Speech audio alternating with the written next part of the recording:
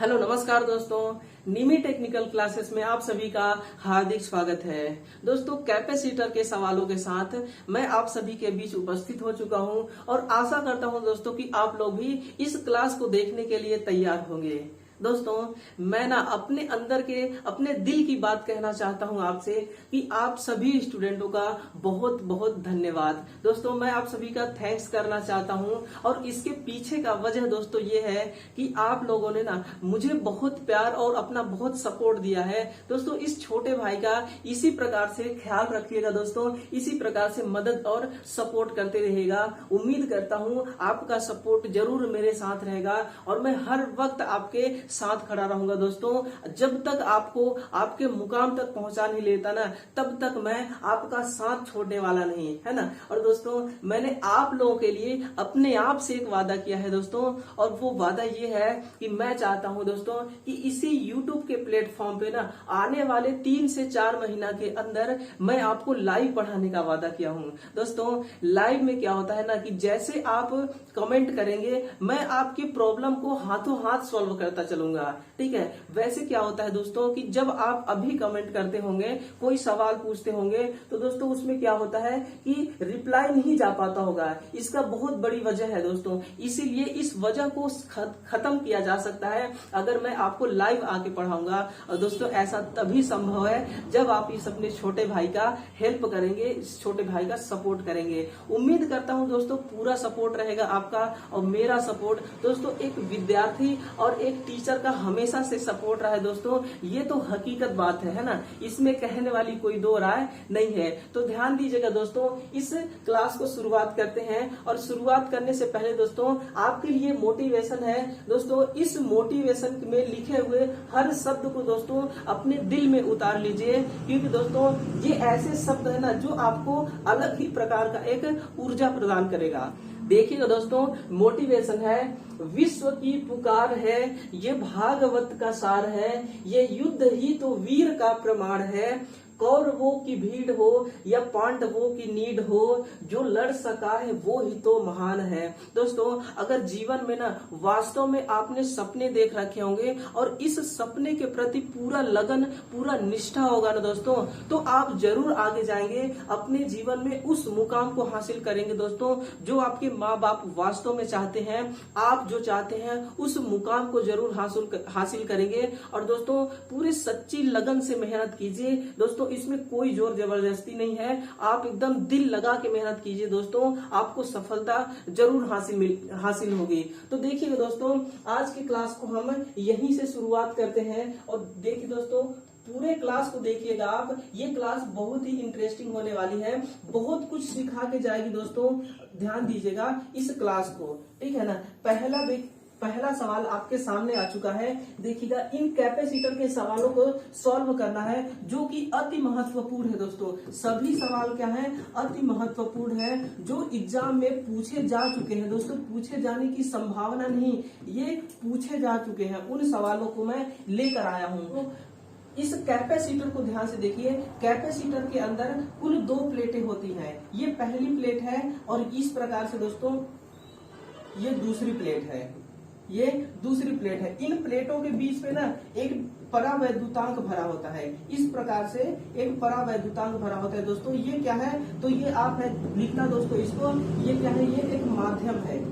क्या है ये, एक माध्यम। इन दोनों प्लेटों को दोस्तों हम एक बॉडी के द्वारा इस प्रकार से कवर कर देते हैं, ठीक ना।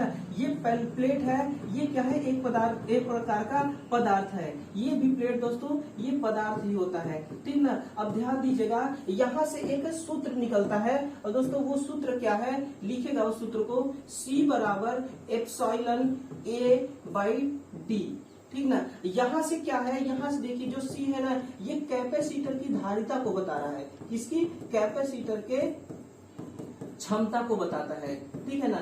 इसी के साथ में दोस्तों यहाँ पे देखिएगा, ये जो एप्सिलॉन है ये एप्सिलॉन बताता है कैपेसिटर की माध्यम को। किसको, माध्यम को। ये जो माध्यम बीच में भरा हुआ है ये किसको बता रहा है, ये एप्सिलॉन नॉट, एप्सिलॉन इसी को बता रहा है, माध्यम को। इस माध्यम को हम परावैद्युतांक कहते हैं, नोट कीजिएगा, इसको परावैद्युतांक के नाम से भी जानते हैं। और दोस्तों इस परावैद्युतांक को ही ना हम विद्युतशीलता कहते हैं। नोट कीजिएगा अपने नोटबुक में दोस्तों, विद्युतशीलता भी हम इसी को कहते हैं, ठीक है ना। और ए यहाँ पे जो लिखा है ना, ए क्या है, इन प्लेटों का क्षेत्रफल। नोट कीजिएगा दोस्तों, ए है जो ये प्लेटों का क्षेत्रफल है, यानी कि जो प्लेट है ना, प्लेट अगर दोस्तों इनकी चौड़ाई अधिक होगी तो ये धारिता भी अधिक होगा। और नीचे जो डी लिखा हुआ है, इस डी को लिखिएगा प्लेटों के बीच की दूरी, प्लेटों के बीच की दूरी। अब यहां से मैं आपको समझाता हूँ। देखिए दोस्तों, ये जो प्लेट के बीच दूरी है ना, इस दूरी को अगर आप जितना अधिक करेंगे इसकी धारिता उतना ही कम होगी। और एप्सिलॉन क्या है दोस्तों, ये जो एप्सिलॉन है ना, इसी माध्यम के द्वारा हम कैपेसिटर के प्रकार को समझते हैं, ठीक है। अगर इसके अंदर माइका भरा हुआ है तो ये माइका प्रकार का कैपेसिटर हो जाएगा, ठीक। तो ये पूछ रहा है कि धारिता किस पर निर्भर नहीं करती है। ये है दोस्तों सी क्या है, इसकी धारिता है। ये किस पर निर्भर नहीं करती है, पहले ये देखिए किस पर करती है, एप्सिलॉन पर करती है। एप्सिलॉन क्या होता है, विद्युतशीलता होता है, माध्यम होता है या परावैद्युतांक होता है, इस पे तो करता है। ए है दोस्तों प्लेटों का क्षेत्रफल, अब प्लेटों के क्षेत्रफल पे भी करता है। और जो डी है प्लेटों के बीच की दूरी है, यानी कि प्लेटों के बीच की दूरी पर करता है। और प्लेटों की तीव्रता पर ये नहीं करता, यही हमसे पूछ रखा है। तो ऑप्शन नंबर डी इसका करेक्ट आंसर हो जाएगा। तो ध्यान दीजिएगा दोस्तों, इसी तरह से मैं आपको पूरा डिटेल्स के साथ पढ़ाने वाला हूँ। देखिएगा क्वेश्चन नंबर 2 की तरफ, ये बहुत ही इंटरेस्टिंग क्वेश्चन है।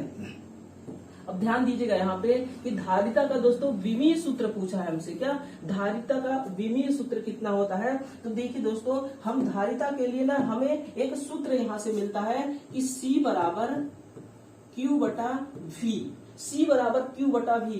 दोस्तों इसको ध्यान से अगर समझेंगे तभी समझ पाएंगे, वैसे आप कंफ्यूज हो जाएंगे। देखिए मैं आपको कंफ्यूज नहीं होने दूंगा। ये जो Q है ना दोस्तों, Q बराबर हम क्या जानते हैं कि I और T होता है। क्या Q बराबर IT होता है। और इसी प्रकार से दोस्तों V बराबर होता है W बटा Q, ठीक। ये तो सूत्र आप जान गए। अब यहाँ से आपको क्या देखना है कि मैं फिर से एक नया फॉर्मूला बनाता हूँ। C बराबर, अब देखिए Q किसके बराबर है, IT के बराबर है। और IT किसके बराबर है, Q के। ये दोनों आपस में एक दूसरे के बराबर है, ठीक है। तो मैं इस Q की जगह पे ना इस IT को नोट करता हूँ, IT बटे इस V की जगह पे मैं W बटा Q को लिखता हूँ, W बटा Q। अब देखिए दोस्तों, यहाँ से एक नया सूत्र तैयार होता है। और वो सूत्र क्या है, C बराबर IT, तो मैं यहाँ पे IT लिख देता हूँ, बटा क्या है, ये जो Q लिखा है इस Q को मैं ऊपर ले जाना चाहता हूँ। तो यहाँ पे गुणे में क्या हो जाएगा, Q। नीचे देखिए इस बटे के नीचे में यहाँ पे W लिखा हुआ है, तो मैं W यहाँ पे लिख देता हूँ। ये एक नया सूत्र बन गया। क्या, एक नया सूत्र बन गया। देखिए यहाँ से क्या है ना दोस्तों, ये जो Q है ना, ये Q किसके बराबर है, IT के बराबर है। यहाँ पे हमने देखा कि Q IT के बराबर है, और ये भी देखा कि IT Q के बराबर है। तो दोस्तों यहाँ पे या तो मैं IT लिख दूं या Q लिख दूं, क्योंकि इन दोनों में से ना मुझे एक बराबर जैसा लिखना है, एक जैसा लिखना है। तो यहाँ पे मैं लिख देता हूँ C बराबर Q गुणे Q बटा W। अब ध्यान से देखिएगा, अब यहाँ से एक और नया फॉर्मूला बनता है। यहाँ पे Q 2 है दोस्तों, तो मैं क्यों नहीं इसको Q स्क्वायर लिख दूं। क्या, Q स्क्वायर लिख देता हूँ, और W को मैं W लिख देता हूँ। यहीं से पूरा गेम स्टार्ट होता है। इस गेम को समझने के लिए दोस्तों कहीं भागिएगा मत। अब देखिए सबसे पहले मैं ना इस Q का निकालता हूँ विमीय सूत्र। तो देखिएगा Q का विमीय सूत्र जब निकालूंगा, Q स्क्वायर है। अब ध्यान दीजिए दोस्तों, ये जो Q है ना, Q किसके बराबर है, Q बराबर है IT के। अगर Q स्क्वायर होगा दोस्तों तो I स्क्वायर और T स्क्वायर भी होगा, क्योंकि Q में जितना मान चढ़ेगा उतना I और T में भी चढ़ेगा, इसलिए Q स्क्वायर हो गया, ठीक ना। अब Q स्क्वायर का दोस्तों मैं यहाँ से निकालता हूँ फार्मूला। Q बराबर क्या होता है, I और T। तो यहाँ पे क्या हो जाएगा, I स्क्वायर और T स्क्वायर, ठीक। ये हो गया दोस्तों ये आवेश का, इसका आवेश का विमीय सूत्र। अब हमें निकालना है दोस्तों इस W का। सबसे बड़ा गेम यहीं से स्टार्ट होता है। W को निकालता हूं मैं यहाँ से। W किसको कहते हैं दोस्तों, W कार्य को कहते हैं। किसको, कार्य को। और कार्य बराबर होता है दोस्तों, ध्यान दीजिएगा, बल गुणे दूरी। कार्य बराबर होता है बल गुणे दूरी। दूरी को तो हम जानते हैं दोस्तों मीटर से मापते हैं, लेकिन बल का एक सूत्र होता है कि बल बराबर द्रव्यमान गुणा त्वरण होता है। दोस्तों थोड़ा मिस्टेक हो गया था। अभी देखिए इस द्रव्यमान का तो हम जानते हैं कि किलोग्राम में होता है, लेकिन त्वरण को नहीं जानते। तो त्वरण बराबर भी एक सूत्र होता है दोस्तों, त्वरण बराबर होता है वेग में परिवर्तन बटा समय स्क्वायर, कि वेग में परिवर्तन बटा समय स्क्वायर। अब देखिएगा यहीं से पूरा गेम स्टार्ट होने वाला है। अब हम यहाँ से बैक गियर में लगाते हैं, ठीक है। बैक गियर देखिएगा दोस्तों, वेग को हम किस में मापते हैं? देखिए अगर वेग, चाहे वेग हो, विस्थापन हो, दूरी, लंबाई, इस सब को हम मीटर से मापते हैं, ठीक। तो वेग को हम किस में मापेंगे? मीटर को। और मीटर क्या होता है दोस्तों? लंबाई। तो हम लंबाई को एल लिख दिया। और जो समय होता है ना, समय को क्या हम कहते हैं? टाइम। और टाइम स्क्वायर है तो हो गया टाइम स्क्वायर। हमें त्वरण का पता चल गया दोस्तों। त्वरण का क्या होगा? एल बटे टी स्क्वायर। द्रव्यमान का देखते हैं, द्रव्यमान किस में होता है? किलोग्राम में। और किलोग्राम को हम इंग्लिश में क्या कहते हैं? मास। तो हमें यहां से मिल गया दोस्तों बल बराबर क्या हो गया? एम गुणे त्वरण का क्या होगा दोस्तों? एल बटा टी स्क्वायर, ठीक। ये किसका हो गया? बल का। यानी इस बल का हमें पता चल गया। अब दूरी का पता करना है, ठीक है। तो बल का क्या हुआ दोस्तों? यहाँ देखिए m गुणे एल बटा टी स्क्वायर। और इस दूरी को किससे मापते हैं? तो इसको मीटर से मापते हैं। और मीटर को कहते हैं दोस्तों लंबाई। क्या कहते हैं मीटर को? सबसे पहले हम इसको सॉल्व कर लेते हैं। जब इसको सॉल्व करेंगे ना, तो यहाँ पे देखिए क्या बन जाता है? m एल है पहले से, तो एल हो जाएगा। ये देखिए दोस्तों जो टी स्क्वायर है, अभी इसके सामने, दो के सामने कोई चिन्ह नहीं है, इसका मतलब यहाँ पे प्लस का चिन्ह है, ठीक। जब इसको हम ऊपर ले जाएंगे तो ये बदल जाएगा, ये क्या हो जाएगा? माइनस का 2 हो जाएगा, ठीक है ना। तो यहाँ से बल का निकल के आ गया। अब देखिएगा इस बल का हमें पता चल गया। अब दूरी किसका? दूरी किस में होता है? लंबाई में। देखिए तो ये हो गया यहाँ से एल, ठीक। तो कार्य का हमें पता चल गया। मैं यहाँ पे लिख देता हूं डब्लू। कार्य बराबर हमें क्या पता चला है? कार्य बराबर देखिए यहां से हमें एक ये विमीय सूत्र इसका निकल गया, M L T minus 2, M L T minus 2 L. हमें किसका पता चल गया दोस्तों? इस कार्य का। अब देखिएगा C बराबर हमने क्या देखा था? Q square. तो क्यू स्क्वायर का ये रहा दोस्तों, लिख देता हूं C बराबर आई स्क्वायर टी स्क्वायर बटे इस W का हमें यहां से पता चल गया एम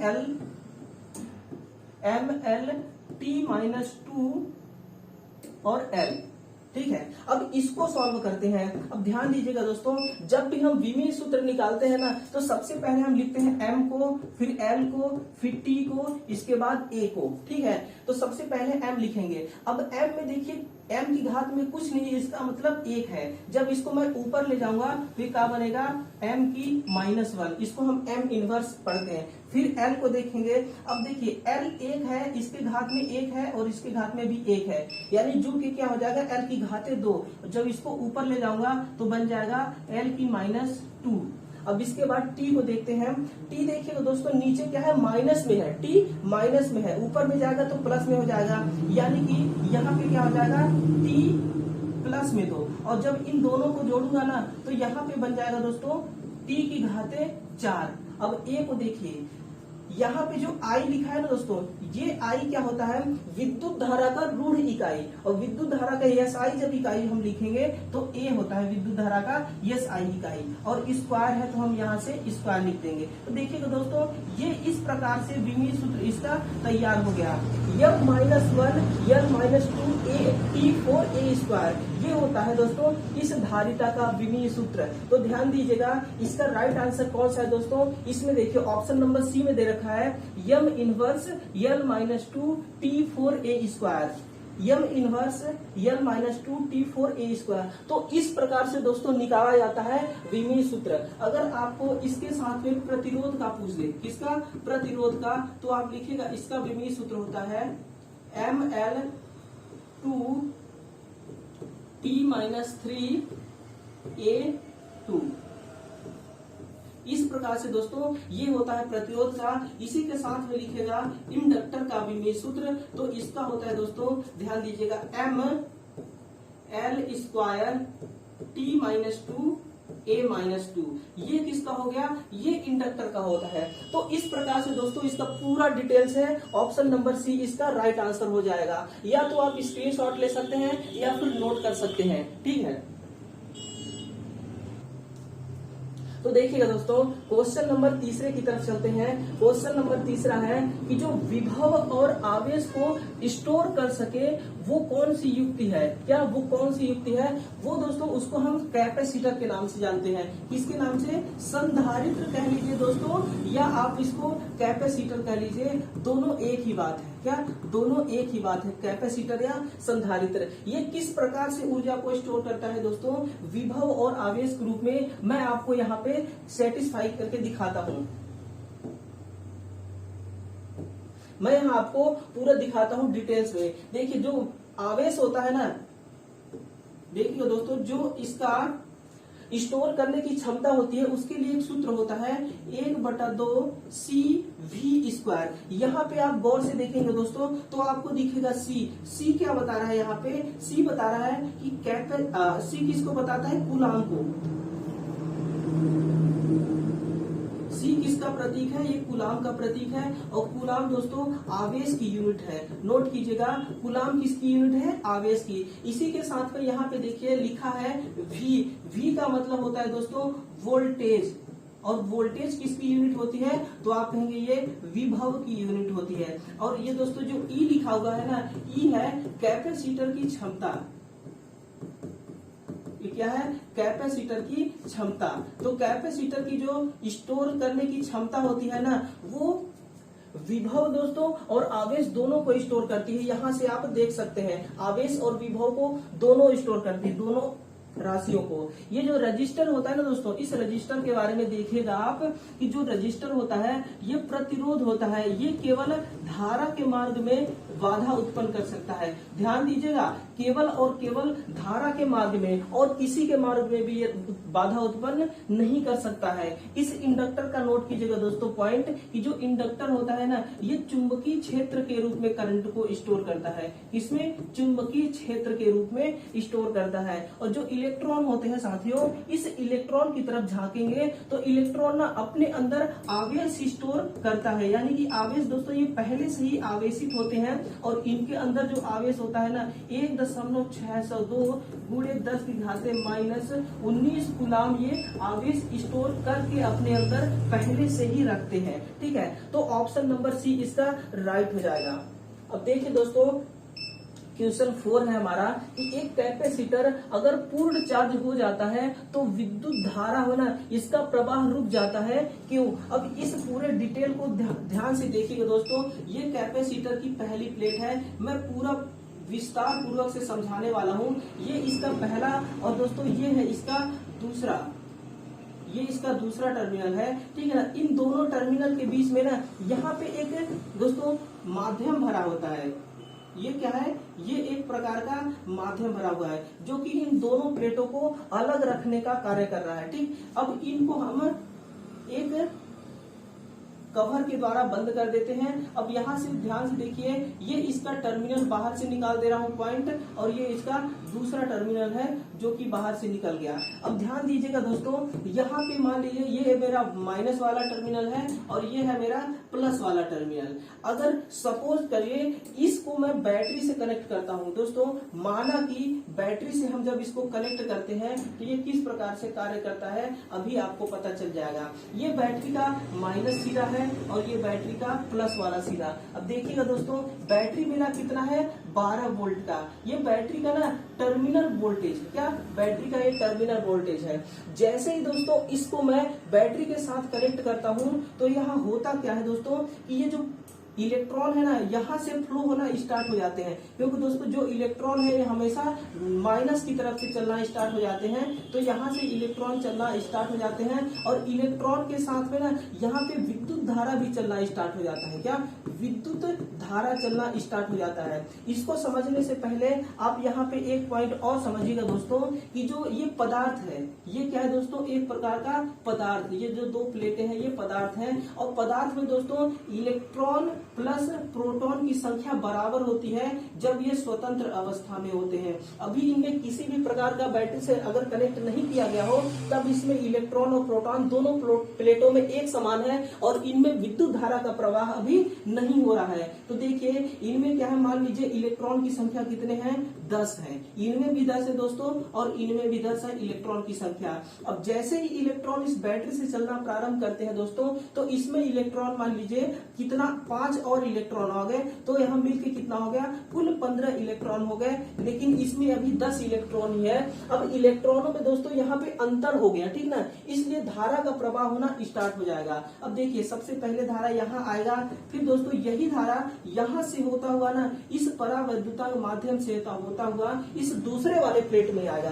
अब ध्यान दीजिए यहाँ से जब धारा आवेश बाहर इस प्लेट की तरफ आ रही है दोस्तों, तो इस माध्यम से संपर्क बनाता हुआ आ रहा है, यानी कि इस माध्यम के कांटेक्ट बनाता हुआ आ रहा है दोस्तों। मान लीजिए कि इसमें अभी कितना आवेश आ रहा है, तो लिखेगा इसमें जो वोल्टेज आ रहा है दोस्तों ये 12 वोल्ट आ रहा है। कितना, 12 वोल्ट। ये 12 वोल्ट का करंट दोस्तों यहाँ से होता हुआ इधर आता है, तो इस 12 वोल्ट से मान लीजिए कि 2 वोल्ट ये आवेश अपने अंदर स्टोर कर लेता है। बाकी का 10 वोल्ट दोस्तों यहाँ से ये फिर से दोबारा वापस भेज देता है इस बैटरी की तरफ। फिर यही वोल्टेज आती है यहाँ पे, अब कितना आएगी, 10 वोल्ट आएगी दोस्तों। इस 10 में से फिर से ये 2 वोल्ट को स्टोर कर लेगा, बाकी को 8 वोल्टेज बाहर भेज देगा। इसी तरह से ये प्रक्रिया चलता रहता है दोस्तों, और ये तब तक चलता रहता है जब तक ये माध्यम इस टर्मिनल वोल्टेज का, यानी कि जो चार्जिंग वोल्टेज है ना, ये टर्मिनल वोल्टेज के बराबर नहीं हो जाता, तब तक ये प्रक्रिया चलता रहता है। यही दोस्तों हमसे पूछा है कि कब तक ये, यानी कि कब पूर्ण चार्ज हो जाने पर धारा का प्रवाह रुक जाता है। जब ये टर्मिनल वोल्टेज बैटरी का और चार्जिंग वोल्टेज कैपेसिटर का एक समान हो जाएंगे दोस्तों, उस समय ना धारा का जो प्रवाह है ये रुक जाएगा। ऑप्शन नंबर किसमें दोस्तों, इसको ध्यान दीजिए, ठीक है ना। टर्मिनल वोल्टेज तथा चार्जिंग वोल्टेज अगर बराबर हो जाता है तो फिर इस कैपेसिटर के अंदर धारा का प्रवाह होना बंद हो जाता है। तो इस प्रकार से इस कैपेसिटर का टोटल डिटेल्स है, ठीक। तो आप देखिएगा दोस्तों, समझिएगा, उम्मीद करता हूं कि आपको पूरा समझ में आता होगा। इस क्वेश्चन नंबर 5 को देखिए, 2 इलेक्ट्रॉनिक भाग जिसमें 2 कंडक्टर हो, क्या 2 कंडक्टर प्लेटें हो, वो खाली स्थान द्वारा अलग की गई हो और चार्ज स्टोर करने में सक्षम हो, क्या कहलाता है। देखिए ये इसका पहला प्लेट है, ये इसका पहला प्लेट और ये इसका दूसरा प्लेट है। इसके बीच में दोस्तों क्या है, एक माध्यम भरा हुआ है और इसी माध्यम के द्वारा ये दोनों प्लेटें आपस में अलग अलग हैं। ये क्या कहलाती है, तो दोस्तों ये संधारित्र कहलाती हैं, क्योंकि ये आवेश स्टोर, यहाँ पे लिखा है दोस्तों, ये चार्ज को स्टोर करने में सक्षम है, क्योंकि ये चार्ज को स्टोर कर लेती हैं, इसलिए दोस्तों ये संधारित्र कहलाती है। क्या, संधारित्र। अब देखिएगा दोस्तों, यहाँ पे डायोड के बारे में देखते हैं। जो डायोड होता है ना, ये पावर को चेंज करता है। किसको, ये पावर को बदलता है। और किस प्रकार से बदलता है दोस्तों, ये एसी पावर को डीसी पावर में बदल देता है और किसी भी प्रकार का ये आवेश स्टोर नहीं करता। इस CSR SCR के बारे में देखिए दोस्तों, ये किस प्रकार का रेक्टिफायर है। आप लिखेगा ये जो रेक्टिफायर है ना, ये कंट्रोलिंग रेक्टिफायर है। नोट कीजिएगा दोस्तों, ये कंट्रोलिंग रेक्टिफायर है। कौन सा, controlling rectifier, silicon control rectifier. ये मोटर की स्पीड कंट्रोल करता है, इसकी मोटर की स्पीड कंट्रोल करता है। इसके अलावा ये स्विच की भांति काम करता है, लेकिन किसी भी प्रकार के चार्ज को स्टोर नहीं करता। और इस चुंबक के बारे में देखिए मेरे लाडलो, मेरे भाइयों, ध्यान दीजिएगा, ये जो चुंबक होता है ना, अपने अंदर चुंबकीय गुण को स्टोर करता है।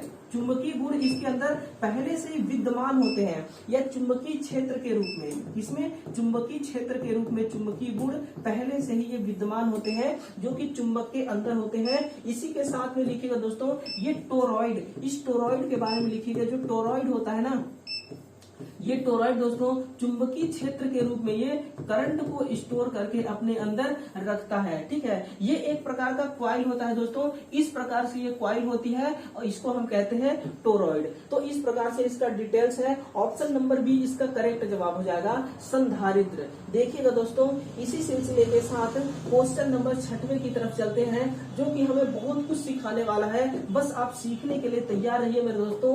एक ट्रिमर संधारित्र परिवर्तित संधारित्र है। अब यहीं से पकड़िए दोस्तों कि जो ट्रिमर संधारित्र है ये परिवर्तित प्रकार का संधारित्र है। इसके मान को हम कम भी कर सकते हैं और अधिक भी कर सकते हैं। आमतौर पर इसका प्रयोग कहाँ किया जाता है, इस कहाँ को पकड़ के चलिए, यही दिलाएगा आपको करेक्ट आंसर। दोस्तों जो रेडियो होता है ना, रेडियो में ट्यूनिंग के लिए इसका प्रयोग करते हैं। नोट कीजिएगा, रेडियो में ना हम इसकी ट्यूनिंग के लिए इसका प्रयोग करते हैं। मैं आपको बता दूं, रेडियो में लिखा होता है दोस्तों 9.8, 9.9,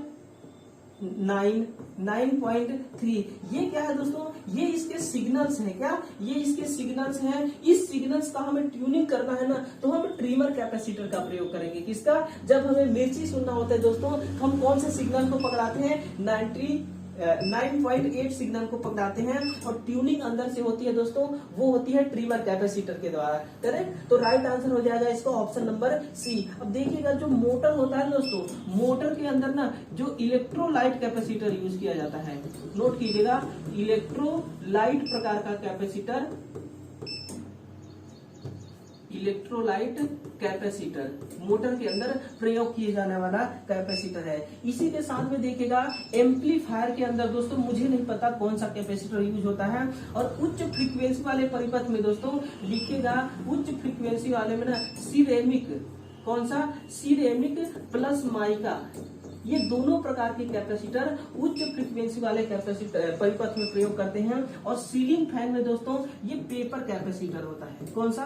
पेपर कैपेसिटर सीलिंग फैन के अंदर यूज किए जाने वाला कैपेसिटर है। तो देखिएगा दोस्तों, इसका करेक्ट आंसर हो जाएगा option number C.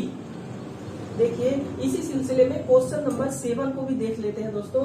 Question number 7वां कह रहा है सामान्य तापमान तथा सामान्य दाब। आप इसको नोट करके चलिए, सामान्य तापमान भी है और सामान्य दाब भी है। इस पर शुद्ध जो हवा है ना दोस्तों, इसका परावैद्युतांक सामर्थ्य कितना होता है? सबसे पहले आप समझ लीजिए परावैद्युतांक क्या होता है। दोस्तों जो ताकत होती है ना, क्या जो ताकत होती है, हवा की जो ताकत होती है, इसी को हम कहते हैं परावैद्युतांक। ये एक टेक्निकल वर्ड है परावैद्युतांक। इसका शुद्ध हवा का दोस्तों सामान्य ताप और सामान्य दाब पर कितनी ताकत होती है, तो आप लिखेगा 3 किलोवोल्ट से 3 किलोवोल्ट प्रति mm। ठीक ना? मैं आपको यहाँ से क्लियर करता हूँ दोस्तों। मान लीजिए कि ये एक प्रकार का हमारा ट्रांसमिशन लाइन है। नोट कीजिएगा, ये एक ट्रांसमिशन लाइन है। ठीक है, यहाँ पे ये दूसरा ट्रांसमिशन लाइन है। अब ध्यान दीजिएगा, इस ट्रांसमिशन लाइन में ये क्रॉस आर्म लगे हुए हैं। ठीक है ना? इस क्रॉस आर्म के द्वारा दोस्तों यहाँ से पहली वायर जाती है और दोस्तों यहाँ से ये दूसरी वायर जाती है। राइट? अब ध्यान से देखिएगा दोस्तों, ये जो हमारी वायर है ना, इस वायर के बीच में अभी कितना अंतराल है? इतना गैप है।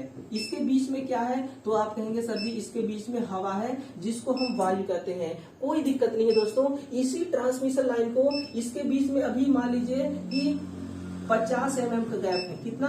50 mm का गैप है। अधिक भी होता है दोस्तों, मैं एग्जांपल के लिए आपको समझा रहा हूँ। मान लीजिए एक दूसरी ट्रांसमिशन लाइन है और इस प्रकार से 2 वायर निकले हुए हैं। ठीक, इन दोनों के बीच में ना जो गैप है ना दोस्तों, वो कितना है? वो 1 mm का गैप है। कितना?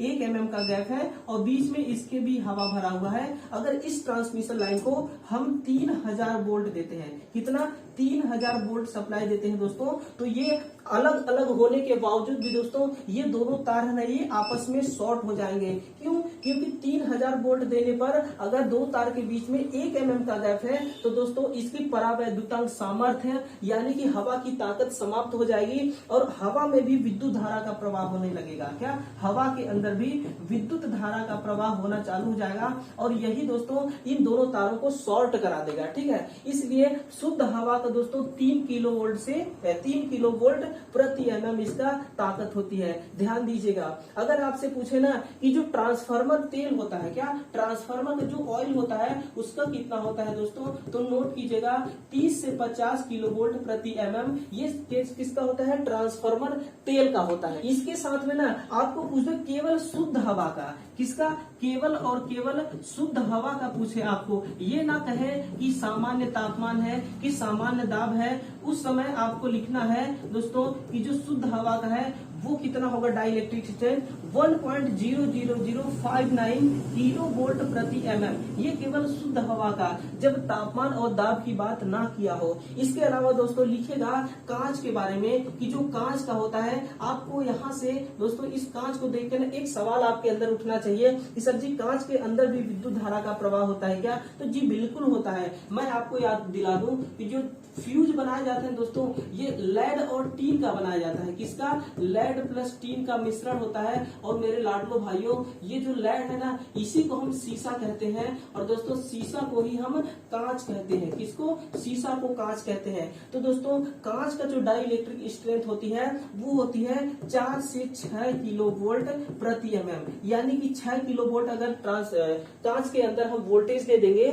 6 किलो वोल्ट का होता है मतलब दोस्तों 6000 वोल्टेज, कितना, 6000 वोल्टेज अगर हम दे देते हैं इस कांच को, तो कांच के अंदर से भी विद्युत धारा का प्रवाह होना स्टार्ट हो जाएगा। अब देखिए जो ट्रांसमिशन लाइन होता है ना, यहाँ पे दोस्तों जो कांच का बना होता है इस प्रकार से इंसुलेटर, तो वो दोस्तों जो इंसुलेटर होता है ना वो कांच का ही बना होता है, और उसकी वोल्टेज रेटिंग दोस्तों फिक्स किया हुआ होता है, उसका कितना होता है 4 से 6 किलो वोल्ट प्रति mm। और दोस्तों अगर आपको बैके लाइट का पूछे, नोट कीजिएगा जो बैके लाइट होता है ना, ये पूरी तरह से क्या होता है, कुचालक होता है, पूरी तरह से कुचालक, जिसमें धारा का प्रवाह नहीं हो सकता। लेकिन अगर इसमें 17 से 21 किलो वोल्ट दे दे दोस्तों, तो इसमें भी धारा का प्रवाह हो जाएगा। नोट कीजिएगा कितना,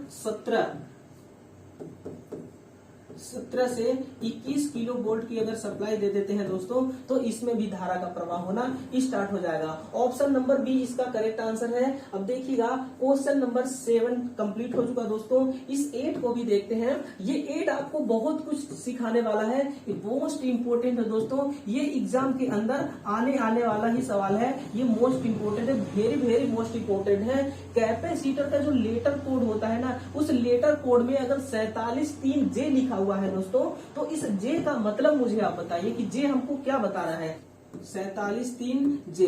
अब देखिए जो जे है ना, ये क्या बता रहा है, इस जे को पढ़ने से पहले इस 47 को देखते हैं। तो 47 क्या बताता है, ये कैपेसिटर की दोस्तों क्षमता को बताता है, कैपेसिटर के क्षमता को, यानी कि कैपेसिटर कितने का है, तो आप लिखेगा ये 47 माइक्रोफैरड का है, कितने का, 47 माइक्रोफैरड का ये कैपेसिटर है। और तीसरी वाली जो लेटर संख्या है दोस्तों 3 किसको बताता है, तो ये मल्टीप्लायर को, किसको, मल्टीप्लायर को, जिसको हम गुणांक भी कहते हैं। नोट कीजिएगा इसी को हम कहते हैं गुणांक, ठीक है ना। इसके अलावा देखिएगा दोस्तों ये जो जे है ना, जे किसको बताता है, तो आप लिखिएगा ये टॉलरेंस को बताता है, किसको, टॉलरेंस को।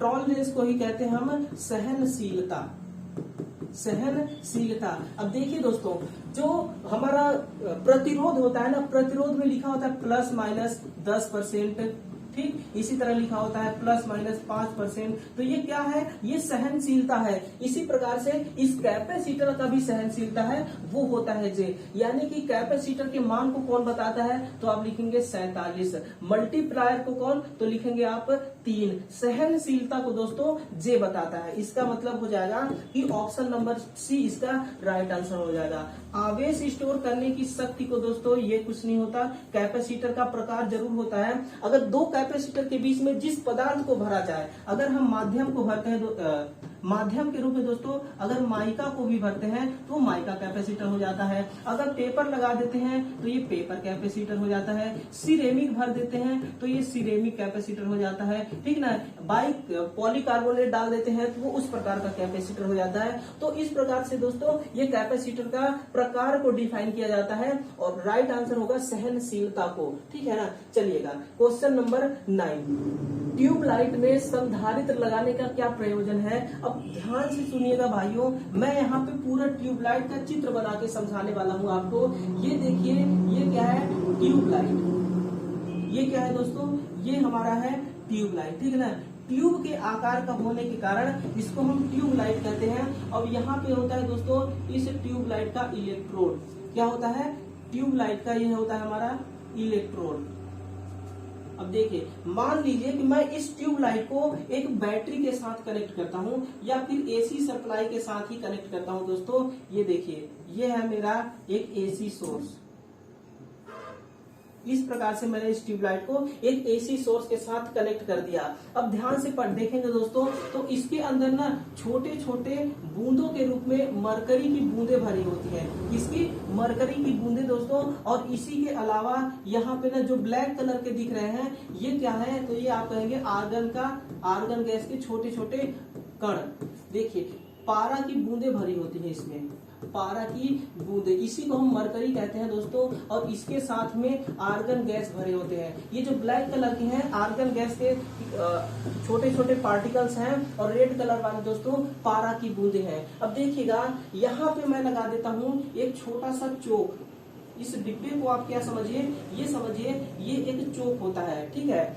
क्या होता है दोस्तों, जैसे ही यहाँ से सप्लाई निकलना स्टार्ट हो गया, मान लीजिए कि करंट का प्रवाह होना इधर से स्टार्ट होता है, ये चोक ना दोस्तों पतले पतले तारों की अधिक टर्न वाली कुंडली होती है। देखिए, जो ट्रांसफार्मर होता है, उस ट्रांसफार्मर का जब वोल्टेज बढ़ाना होता है तो हम क्या करते हैं, उसके अंदर का जो टर्न है ना, उस कॉइल के टर्न को बढ़ा देते हैं दोस्तों, ताकि वोल्टेज बढ़ाया जा सके। इसलिए चोक के अंदर पतली तार लिखेगा, चोक में जो तार होती है ना वो पतली होती है, और टर्न क्या होता है, टर्न इसमें अधिक होता है ताकि हाई वोल्टेज जनरेट कर सके।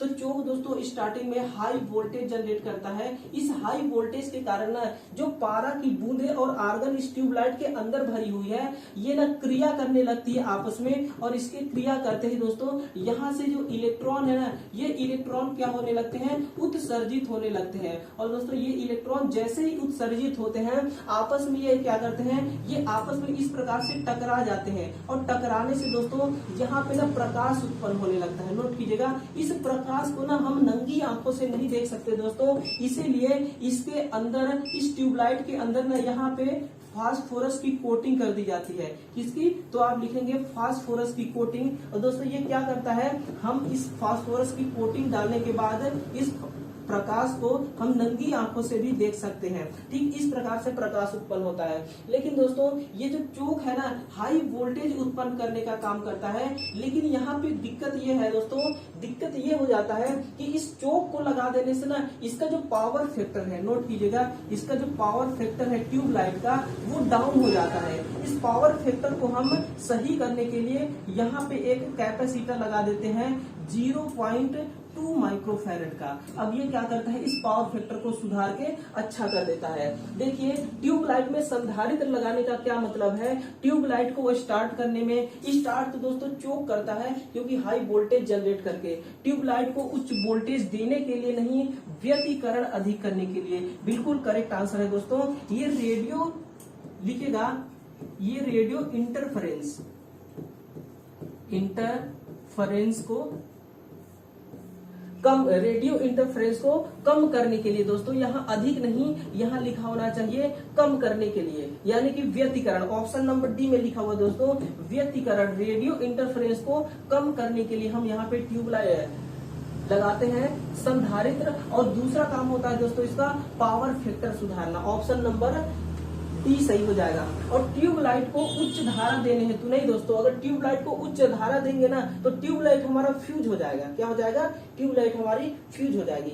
अब देखिएगा, ये है हमारा कैपेसिटर। ये क्या है, ये एक कैपेसिटर है दोस्तों। तो आप लिखिएगा 0.2 माइक्रोफैरेड का कैपेसिटर है दोस्तों। ट्यूबलाइट की क्षमता के अनुसार लगाया जाता है कैपेसिटर, ठीक ना। कोई जरूरी नहीं कि 0.2 कैपेसिटर माइक्रोफैरेड का ही हो, लेकिन ये इसके ट्यूबलाइट के क्षमता के आधार पर लगाया जाता है। अब देखिए दोस्तों, ये क्वेश्चन ना आज के सवाल का, आज के क्लास का लास्ट क्वेश्चन है दोस्तों। और जितने भी कैपेसिटर है ना, मैं सभी कैपेसिटरों को दोस्तों इकट्ठा ही उठा लाया हूं। अब देखिएगा यहाँ से, यानी कि ऑप्शन टोटल 8 है। अब देखिएगा, रेडियो स्टेशन में ट्यूनिंग करने के लिए किस प्रकार के कैपेसिटर का इस्तेमाल किया जाता है। हमने अभी पढ़ा था दोस्तों कि हमें अगर केवल रेडियो की ट्यूनिंग करना है तो हम ट्रिमर कैपेसिटर का प्रयोग करेंगे। नोट कीजिएगा, केवल जब हमें रेडियो की ट्यूनिंग करना है, क्या रेडियो की जब ट्यूनिंग करना है तो हम ट्रिमर कैपेसिटर का काम लेंगे। जब दोस्तों रेडियो स्टेशन की ट्यूनिंग करना है ना, उस समय हम काम लेंगे गैंग कैपेसिटर का। नोट कीजिए, रेडियो स्टेशन की जब ट्यूनिंग करना हो उस वक्त हम लेंगे दोस्तों गैंग कैपेसिटर को, ठीक ना। और ये जो सिरेमिक कैपेसिटर है, इसको नोट कीजिएगा, इसका प्रयोग कहाँ पे किया जाता है, तो आप लिखेगा दोस्तों, इसका प्रयोग ये 1.5 किलो वोल्ट यानी कि 1500 वोल्ट वाले परिपथ में, 1500 वोल्ट वाले लाइन में हम सिरेमिक कैपेसिटर का प्रयोग करते हैं। इसके अलावा दोस्तों उच्च फ्रीक्वेंसी वाले, नोट कीजिएगा, जहां पे उच्च फ्रीक्वेंसी होगी ना, उसी सर्किट में हम काम में लेंगे इस सिरेमिक कैपेसिटर को। और दोस्तों जो मोनोलिथिक कैपेसिटर होता है, ये अल्ट्रा हाई फ्रीक्वेंसी, क्या अल्ट्रा हाई फ्रीक्वेंसी वाले परिपथ में हम मोनोलिथिक प्रकार के कैपेसिटर का प्रयोग करते हैं। ये जो पेपर कैपेसिटर होता है दोस्तों, इसको नोट कीजिएगा, जो ट्यूबलाइट होती है, कौन सा, ट्यूबलाइट। इसके अलावा दोस्तों मोटर होती है, जो हमारा permanent capacitor motor ceiling fan के अंदर। इसके अलावा दोस्तों वॉशिंग मशीन, क्या इसके अलावा कौन सा होता है, वॉशिंग मशीन। दोस्तों वॉशिंग मशीन के अलावा ना फ्रिज के अंदर भी, कहा, फ्रिज के अंदर भी जो कैपेसिटर होता है वो पेपर कैपेसिटर ही होता है। पॉलीकार्बोनेट कैपेसिटर दोस्तों, जो इलेक्ट्रॉनिक खिलौने होते हैं, क्या, जो इलेक्ट्रॉनिक खिलौने होते हैं ना, उनके अंदर, इलेक्ट्रॉनिक खिलौने, उन्हीं के अंदर ये दोस्तों ये पॉलीकार्बोनेट वाली कैपेसिटर इस्तेमाल किया जाता है। और माइका कैपेसिटर दोस्तों लिखेगा, इस माइका प्रकार के कैपेसिटर को ना हम उच्च फ्रीक्वेंसी वाले, यानी कि उच्च फ्रीक्वेंसी वाले कैपेसिटर परिपथ में इसका प्रयोग लेते हैं, माइका कैपेसिटर का। और जो पॉलीएस्टर कैपेसिटर है, इसका प्रयोग दोस्तों पॉलीएस्टर का लिया जाता है लगभग इलेक्ट्रॉनिक सर्किट में। अभी तो दोस्तों इतना एग्जैक्ट पता नहीं है पॉलीएस्टर कैपेसिटर का इस्तेमाल कहाँ किया जाता है। अब देखिएगा, तो ये सारे कैपेसिटर हो गए दोस्तों, और इनका उपयोग हो गया, यानी कि जितने भी कैपेसिटर है ना, उन सभी कैपेसिटरों को मैं इकट्ठा लेके आ गया हूँ। और इसका राइट आंसर देखिए दोस्तों, नहीं तो फिर आप कहेंगे सर आपने तो इसकी करेक्ट आंसर को बताया नहीं। ऑप्शन नंबर बी इसका करेक्ट हो जाएगा, गैंग प्रकार की कैपेसिटर, ठीक है ना। रेडियो स्टेशन की जब ट्यूनिंग करना हो तो हम इसी प्रकार के कैपेसिटर का इस्तेमाल करते हैं। अब देखिए, जो आपके सामने आने वाला है दोस्तों, इस कैपेसिटर को आप पूरे गौर से देखिएगा। मैं सभी कैपेसिटरों का नाम लिख के दे देता हूँ। ये कौन से प्रकार के कैपेसिटर है, तो आप लिखेगा ये ट्रिमर कैपेसिटर है। कौन दोस्तों, ये ट्रिमर प्रकार का कैपेसिटर है, ठीक ना, ट्रिमर कैपेसिटर। और दोस्तों ये जो हमारी कैपेसिटर है ना, ये गैंग कैपेसिटर है। कौन सी, गैंग, जो रेडियो स्टेशन की आपने पढ़ा था, रेडियो स्टेशन की ट्यूनिंग कर रहा है ना, तो इसी कैपेसिटर के द्वारा रेडियो स्टेशन की ट्यूनिंग किया जाता है। और मैं आपकी याददाश्त के लिए बता दूं दोस्तों, अभी आपने पढ़ा था 43, नोट कीजिएगा, आपने क्या पढ़ा था, 43 7 जे। तो जे का मतलब क्या पढ़ा था दोस्तों, सहनशीलता, क्या, सहनशीलता। मैं वो आपको दिखाने वाला हूं। यहाँ पे गौर से देखिए क्या लिखा है, ±5%। ये किसको बता रहा है दोस्तों, ये सहनशीलता को। यहाँ भी देखिएगा दोस्तों ±10%। मैं आपको इंडिकेट करता हूँ दोस्तों, यहाँ पे ±10% लिखा हुआ है, ये भी सहनशीलता को ही बताता है, ठीक ना। अब देखिएगा ये कौन सी कैपेसिटर है दोस्तों, तो आप कहेंगे ये वाली तो हमारी ग्लास कैपेसिटर है, क्योंकि ग्लास के जैसा दिख रहा है दोस्तों, तो ग्लास कैपेसिटर हो गया, ठीक ना। कैपेसिटर में 2 इलेक्ट्रोड होते हैं, तो देखिए पहला इलेक्ट्रोड ये है और दूसरा इलेक्ट्रोड ये है। यही इलेक्ट्रोड यहाँ तक आइए दोस्तों, ये 2 इलेक्ट्रोड हैं जो ग्लास कैपेसिटर के अंदर होते हैं। और दोस्तों ये कौन सी कैपेसिटर है, तो आप लिखेगा ये सिरेमिक कैपेसिटर है। क्या? सिरेमिक। इसका प्रयोग मैंने आपको बताया था कि उच्च फ्रीक्वेंसी वाले में, कहा उच्च फ्रीक्वेंसी वाले कैपेसिटर का प्रयोग कहा किया, सिरेमिक प्रकार के कैपेसिटर का प्रयोग उच्च फ्रीक्वेंसी वाले परिपथ में करते हैं। और इसको ध्यान से देखेंगे दोस्तों, ये पेपर कैपेसिटर है, जो सीलिंग फैन के अंदर लगा हुआ होता है ना, वही प्रकार का कैपेसिटर है ये पेपर कैपेसिटर। अब देखिए ये है दोस्तों हमारा माइका कैपेसिटर। कौन सा? ये है माइका कैपेसिटर। ध्यान दीजिएगा, ये माइका कैपेसिटर है। और ये जो है ना, ये टेफ्लॉन, नोट कीजिएगा, ये टेफ्लॉन प्रकार का कैपेसिटर है। और दोस्तों ये क्या है? ये हमारा पॉलीकार्बोनेट। नोट कीजिएगा, पॉलीकार्बोनेट कैपेसिटर। तो दोस्तों ये सारे कैपेसिटर हैं जिसको आपने देख लिया। अब इसको ध्यान दीजिएगा दोस्तों, ड्यूटी के दौरान ना इन कैपेसिटर को देखने को आपको मिलेगा, वैसे तो आपको यहाँ देखने को नहीं मिलेगा, मैं आपकी जानकारी के लिए बता दिया हूँ। तो ये रहा दोस्तों इसका पूरा डिटेल। तो अपना फीडबैक दोस्तों जरूर बताइएगा, क्योंकि कमेंट बॉक्स का दरवाजा आप सभी विद्यार्थियों के लिए दोस्तों बिल्कुल खुला हुआ है। दोस्तों इस चैनल में ना आप लोगों की स्वागत के लिए दिल का दरवाजा खुला है दोस्तों, तो कमेंट बॉक्स का दरवाजा तो क्यों नहीं खुला रहेगा। तो देखिएगा दोस्तों, अपना फीडबैक जरूर बताइएगा, ये बताइएगा कि कितना समझ में आया, और कमेंट बॉक्स में कमेंट जरूर करना है। तो दोस्तों बहुत ही जल्द मैं आपके लिए एक नए क्लास का वीडियो लेकर आपके सामने हाजिर होने वाला हूं। तो ध्यान से देखते रहिएगा दोस्तों। इस चैनल पे नए हैं दोस्तों, इस भाई को जरूर सपोर्ट कीजिएगा, अपना प्यार दीजिएगा, इस चैनल को आगे बढ़ाने में अपना भूमिका निभाइएगा दोस्तों, क्योंकि किसी का हेल्प करना ना दोस्तों बहुत अच्छी बात होती है। जिंदगी में हेल्प करना चाहिए, है ना। और ये हेल्प अगर आप मेरा हेल्प करेंगे तो मैं आपका हेल्प कर पाऊंगा। ठीक, वैसे मेरा तो सपना है दोस्तों कि बहुत ही जल्द मैं आपको लाइव आके पढ़ाना स्टार्ट कर दूं। क्या मैं आपको ना यूट्यूब पे लाइव पढ़ाना चाहता हूं दोस्तों, और आप मेरे इस ख्वाहिश को जरूर पूरा करेंगे। और ये लाइव क्लास ना आप ही के लिए फायदेमंद होगा। क्या मैं आपके फायदे के लिए हर वो काम करूंगा दोस्तों जो आपको मदद करे आपको आगे बढ़ने से। बहुत ही जल्द एक नए क्लास के साथ मैं आपके साथ मुलाकात करने वाला हूं। तब तक के लिए दोस्तों थैंक यू।